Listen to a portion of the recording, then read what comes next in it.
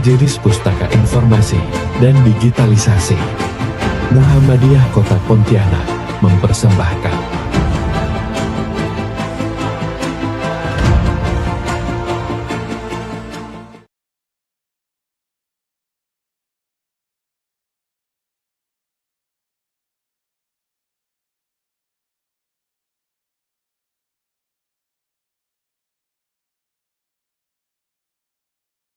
Ketua Tim Bina Haji Pak Maksum Ahmadi, kemudian ibu-ibu pimpinan wilayah Aisyah, pimpinan daerah Aisyah, pimpinan daerah Muhammadiyah, serta Angkatan Muda Muhammadiyah Pontianak khususnya, dan umumnya tentu Kalimantan Barat yang dimuliakan oleh Allah Subhanahu wa Ta'ala.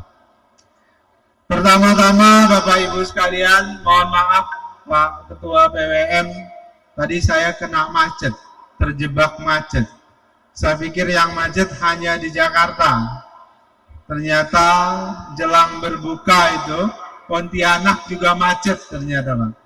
Tadi stuck di sana, akhirnya saya naik motor, dijemput motor, akhirnya tibalah ke sini.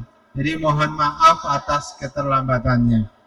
Kemudian yang kedua, saya tentu berterima kasih kepada keluarga besar pimpinan wilayah Muhammadiyah Kalimantan Barat, juga Universitas Muhammadiyah Pontianak yang pada hari ini memberikan kesempatan kepada saya untuk bersilaturahim dengan Bapak Ibu sekalian. Karena kebetulan PR saya diberikan oleh Ketua PWM tadi adalah memberikan ceramah singkat, maka saya gunakan sedikit saja membahas tentang puasa kita. Bapak Ibu sekalian yang dimuliakan oleh Allah Subhanahu wa Ta'ala, karena ini di kampus, saya mau mulai ceramah ini dengan satu penelitian. Penelitian ini menarik. Penelitian ini adalah penelitian akuntansi di satu gereja di Jerman.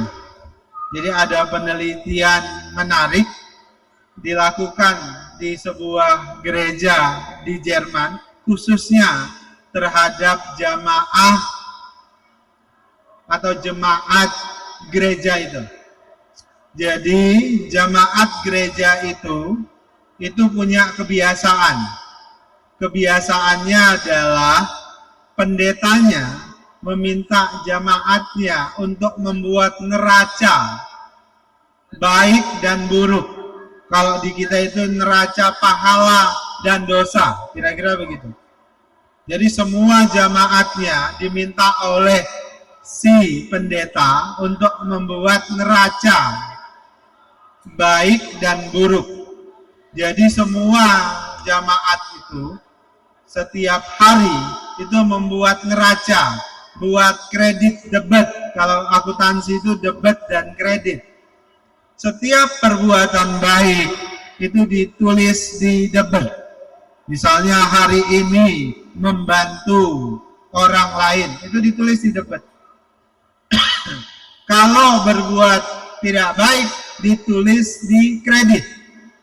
Di kreditnya ditulis.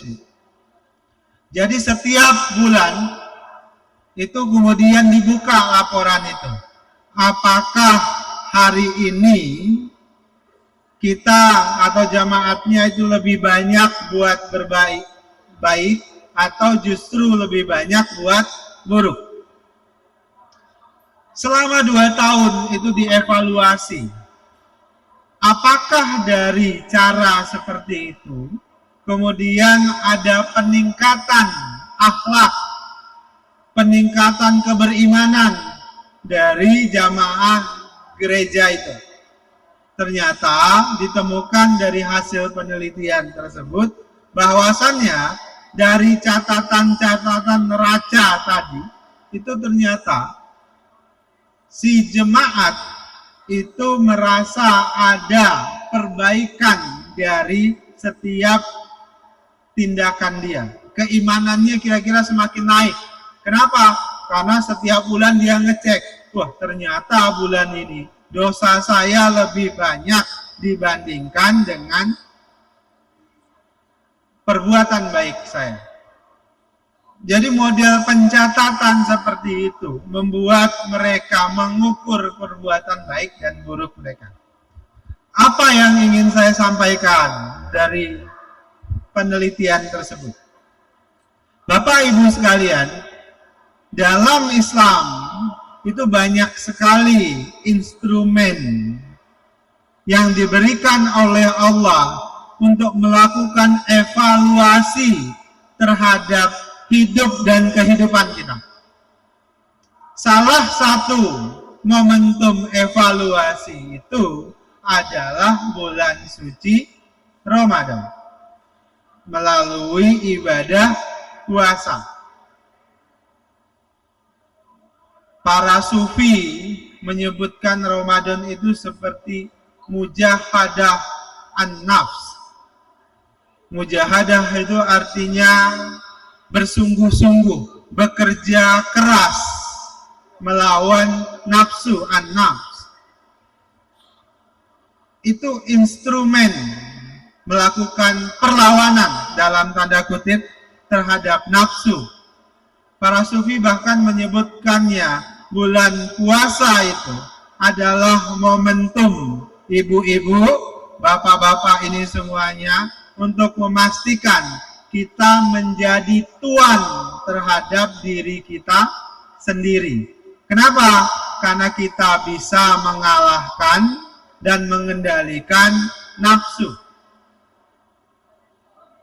Dalam mengendalikan nafsu, atau kita sering sebutnya imsakiyah, pengendalian, salah satu instrumen yang penting, kata Jalaluddin Rumi itu begini, puasa itu asyam nisfu sobri. Sebagian dari puasa itu tentang kesabaran. Ibu-ibu sabar, nggak ngomel ke suami, kan sabar tuh. Suami sabar menghadapi omelan istri. Dua-duanya saling sabar. Ibu sering ngomel nggak? Bapak sering diomelin nggak? Sering. Kelihatan bapak-bapak Muhammadiyah Kalimantan Barat itu rata-rata takut istri. Kalau orang bapak-bapak Muhammadiyah ini kan jarang yang poligami ya, Bu. Ada nggak yang poligami orang Muhammadiyah, Bu? Nggak ada.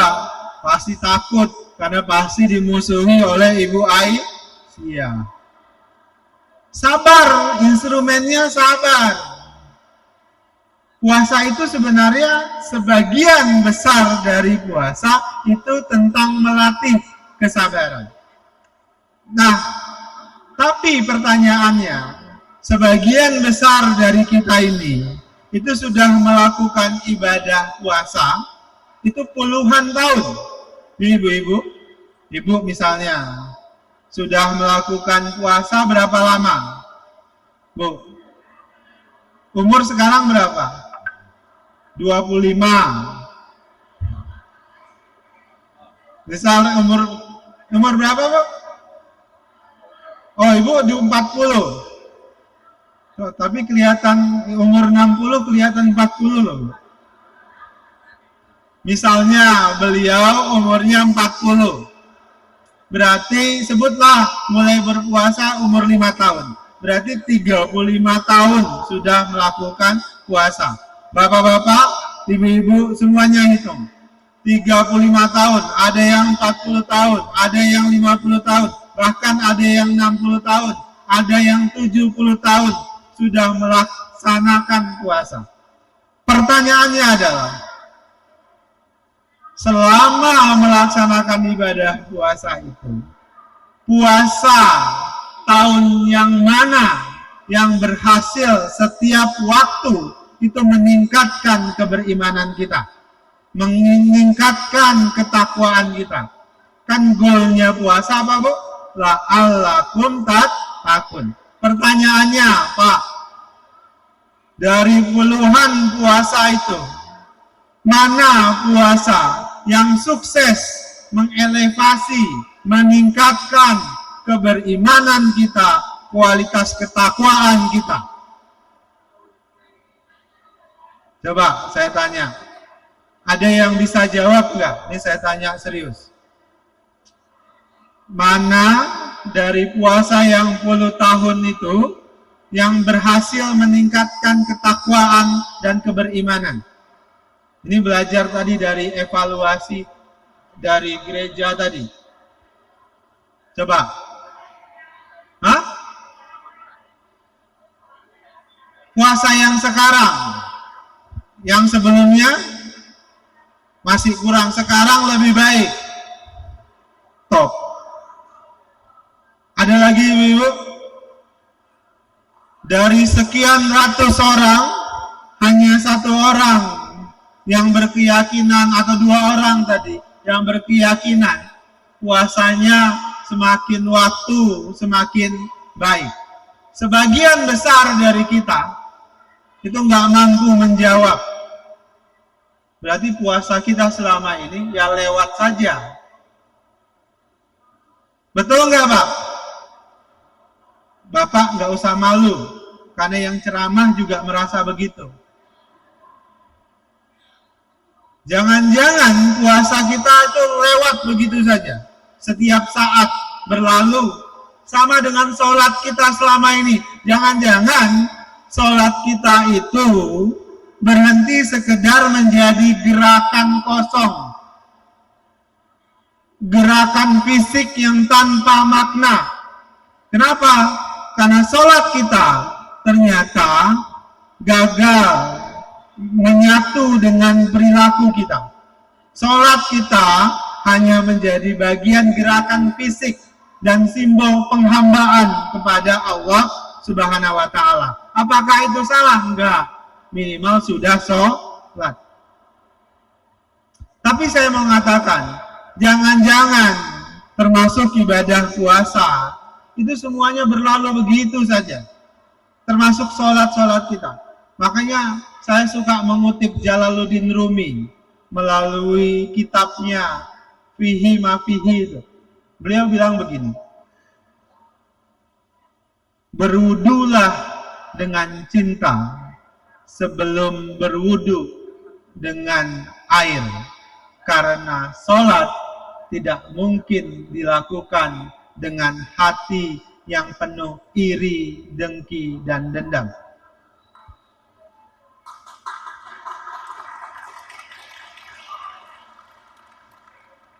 Dalam kan Bu?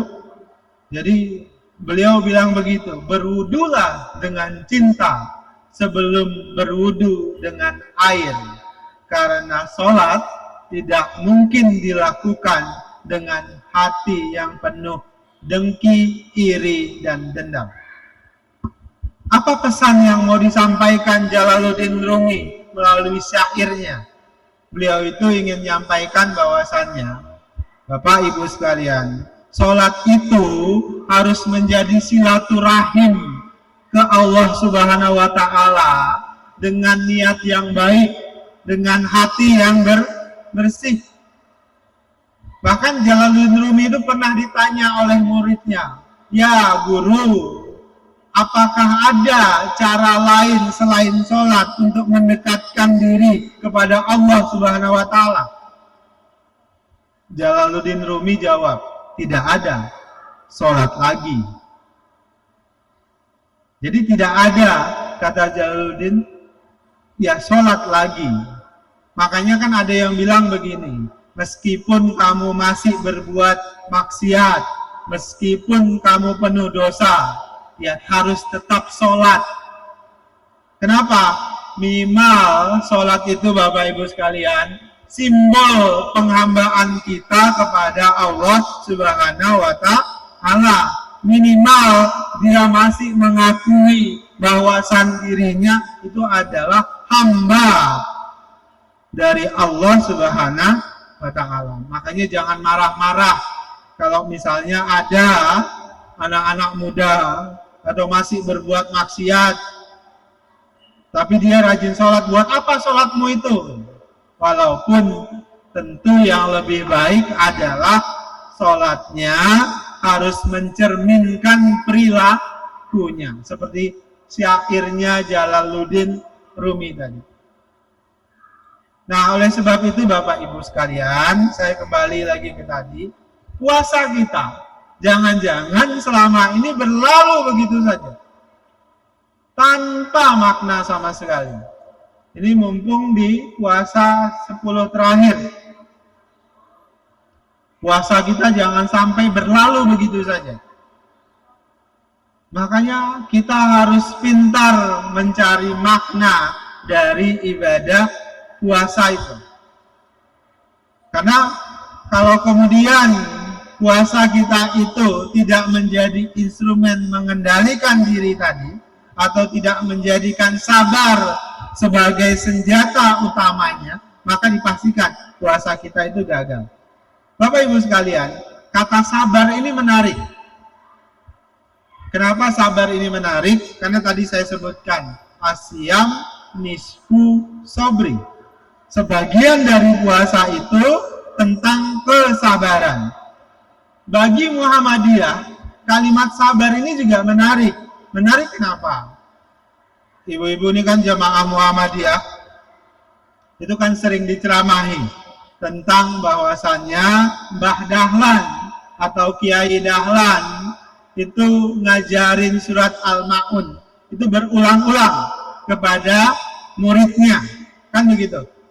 Tapi kita lupa, Mbah Dahlan lebih lama ngajarin surat Al-Asr ketimbang surat Al-Ma'un. Surat Al-Asr itu berbulan-bulan diulangi oleh Mbah Dahlan, ibu bapak sekalian. Kenapa diulang-ulang?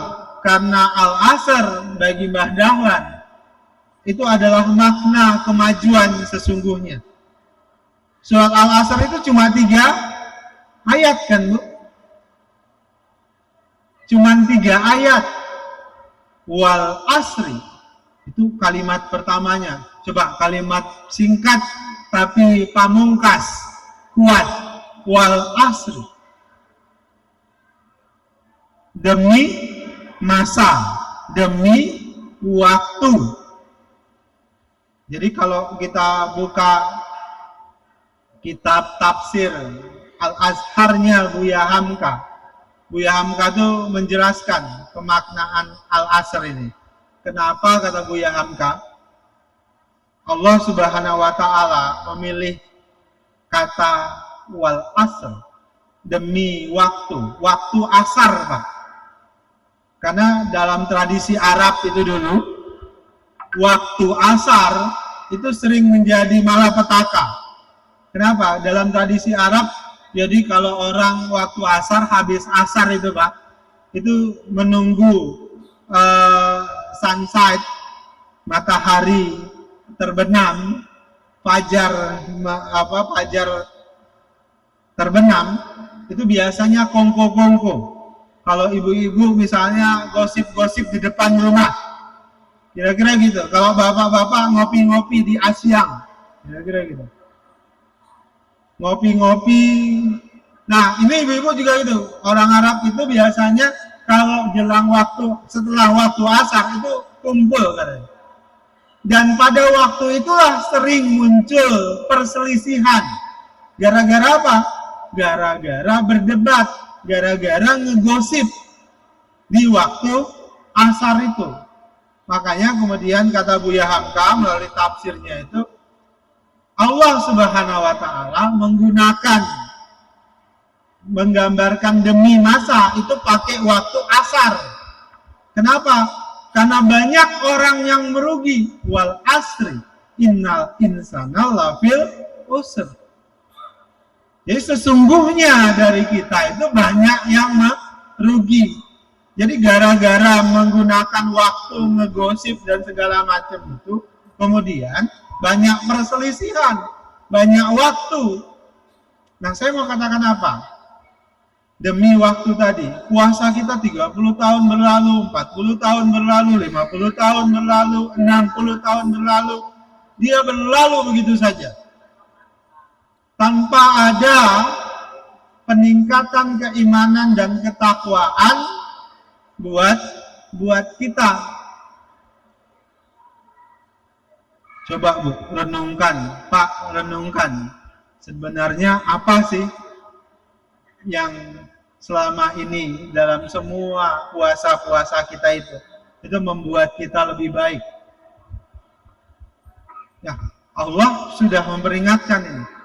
Nah, surat Al-Asr ini juga bagi Muhammadiyah itu simbolisasi kemajuan. Kemajuan itu simbolnya adalah waktu, Bu. Bu, dulu orang naik kuda. Seiring waktu, perubahan teknologi berubah. Orang naik mobil, naik motor. Dulu orang ke Pontianak butuh waktu berhari-hari naik kapal laut. Sekarang 1 jam dari Jakarta. Itu tentang waktu. Dulu pas saya kuliah, orang tua saya kirim uang pakai wesel. Ya Bu ya, ibu-ibu dulu kirim ke anaknya pakai wesel melalui pos. Sekarang tinggal pakai HP. Waktu. Jadi semua kemajuan itu simbolisasinya tentang waktu. Kita mempersingkat, kita mengelola waktu. Saya terlambat ke sini gara-gara macet, rugi waktu. Hanya bisa nyampaikan ceramah kurang dari setengah jam. Ntar lagi mau buka. Kalau saya masih ceramah terus, pasti ibu-ibu ngedumel. Itu waktu. Kalau waktu tidak dikelola dengan baik, maka kemajuan itu tidak akan hadir. Makanya puasa itu sebenarnya simbolisasi kita mengelola waktu, bagaimana supaya waktu itu menjadi lebih baik. Oleh sebab itu, Bapak Ibu sekalian, kita dari sekian hal yang saya jabarkan tadi harus memaknai puasa itu sebagai salah satu jalan mengelola kesabaran. Ini sabar ini Bu, itu kunci hidup. Bos saya, Bapak Ibu kan tahu saya jubirnya Pak Prabowo. Walaupun sebagian dari Ibu 2024 kemarin pasti banyak nggak milih Pak Prabowo. 2019 banyak yang milih Pak Prabowo. Saya tahu orang Muhammadiyah ini. Jadi Pak Prabowo itu kalah 2014. 2019, 2024 baru menang. Dihina, dinakan, sabar. Akhirnya jadi presiden. 1 menit lagi azan. Jadi intinya apa Bapak Ibu sekalian? Intinya adalah tadi asyam nisfu sabri. Puasa itu sebagian dari sabar. Bahkan kalau kita boleh kesimpulkan, hidup ini sebagian besarnya tentang sabar. Bapak-bapak sabar terhadap omelan dan menghadapi istri, istri sabar menghadapi bapak. Bapak ibu sabar menghadapi anak-anak, bapak-bapak sabar menghadapi hidup dan kehidupan. Mudah-mudahan bapak-bapak dan ibu-ibu jamaah Muhammadiyah Kalimantan Barat bisa terus meningkatkan kualitas keimanannya, ketakwaannya, dan dakwah kita semakin semarak di Kalimantan Barat. Kurang lebihnya saya mohon maaf. Nasrun minallah wa fatun qarib. Wassalamualaikum warahmatullahi wabarakatuh. Waalaikumsalam warahmatullahi wabarakatuh.